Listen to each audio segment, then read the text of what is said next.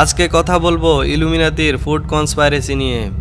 আমি আগেই বলেছি ওয়ান ওয়ার্ল্ড অর্ডারের জন্য তারা পৃথিবীর জনসংখ্যা কমাতে চায়। তাই বিশ্বযুদ্ধের পাশাপাশি এটাও তাদের আরেকটা ধান্দাবাজি। এটা ইলুমিনাতির সবচেয়ে মারাত্মক একটা হাতিয়ার। তারা আমাদের দৈনন্দিন খাবারে অনেক পরিবর্তন আনছে। আপনারা এতদিনে বুঝেই গেছেন যে তারা কতটা বিস্তৃত এবং প্রভাবশালী। আমি আগেই বলেছি যে তারা পৃথিবীর মানুষ কমাতে চায়। এই জন্য বিশ্বযুদ্ধ তো আছেই, তাছাড়া আরেকটা হাতিয়ারও আছে তাদের। বর্তমানে করোনা যে তাদের সৃষ্ট এক মহামারী তা হলফ করেই বলা যায়, কারণ এটি তাদের এজেন্ডার অন্তর্ভুক্ত। এবার মূল বিষয়ে আসি। তারা আমাদের দৈনন্দিন খাবারগুলোতে স্পার্টেম মিশিয়ে দিচ্ছে, সেটা হোক একটা চকলেট, কোক, বাটার বা সস। এখন এমন কোনো খাবার নেই যেই খাবারে স্পার্টেম নেই। আগে আমরা জেনে নিই স্পার্টেম মানে কি। স্পার্টেম হলো আর্টিফিশিয়াল সুগার। আসলে এটা একটা ব্যাকটেরিয়া। এটাকে কিছু মডিফাই করে এর চেহারা চেঞ্জ করে একে সুগার হিসাবে ব্যবহার করে। এটা মানবদেহের জন্য প্রচুর ক্ষতিকর। এটা মানবদেহে বাচ্চা জন্মদানের ক্ষমতা পর্যন্ত নষ্ট করে দেয়। শুধু তাই না, আমরা দেখে থাকি এখন প্রচুর প্রেগন্যান্সি মিসক্যারেজ হয়, যা আগে এতটা হতো না। আমরা দেখে থাকি এখন সময় আসার আগেই বাচ্চা জন্ম হওয়া খুব সাধারণ একটা ব্যাপার হয়ে গেছে। তারও কারণ এই স্পার্টেম। সিরিয়াল নামে একটা কোম্পানি 1965, 1977, 1981 সালে আমেরিকান সরকারের কাছে স্পার্টেম ব্যবহার করার জন্য তিনবার অনুমতি চেয়েছিল, কিন্তু প্রত্যেকবার তারা নিষেধাজ্ঞা পায়।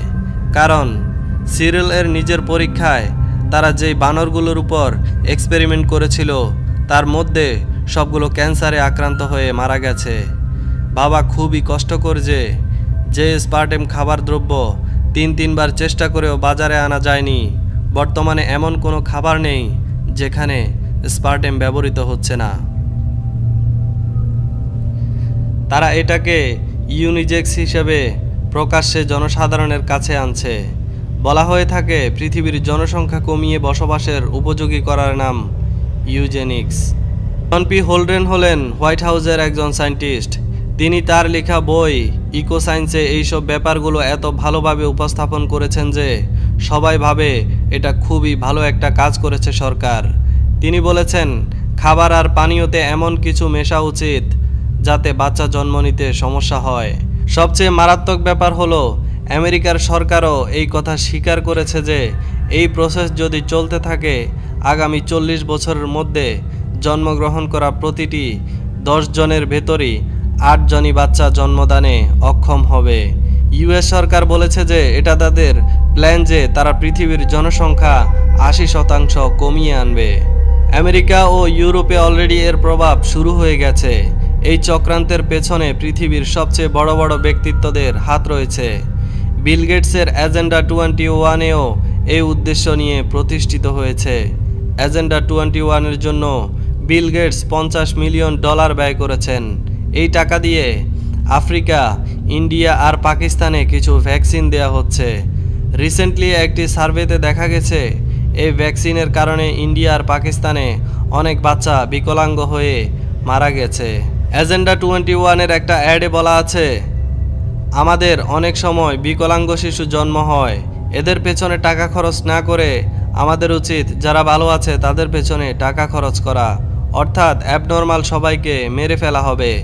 বাচ্চারা এমন অ্যাবনর্মাল আর বিকলাঙ্গ হচ্ছে এজেন্ডা 21-এর ভ্যাকসিন আর স্পার্টেমের জন্য। এটা তাদের একটা চক্রের মতো কাজ করছে। সর্বোপরি বলা যায় বিল গেটস একজন টপ লেভেলের ইলুমিনাতি মেম্বার। আজ এই পর্যন্ত। সবাই ভালো থাকুন, সুস্থ থাকুন। ওয়ামা তৌফিক ইল্লা বিল্লাহ। আসসালামু আলাইকুম ওয়া রাহমাতুল্লাহ। ভিডিওটি ভালো লাগলে লাইক দিন। আপনার মন্তব্য জানাতে আমাদের কমেন্টস করুন।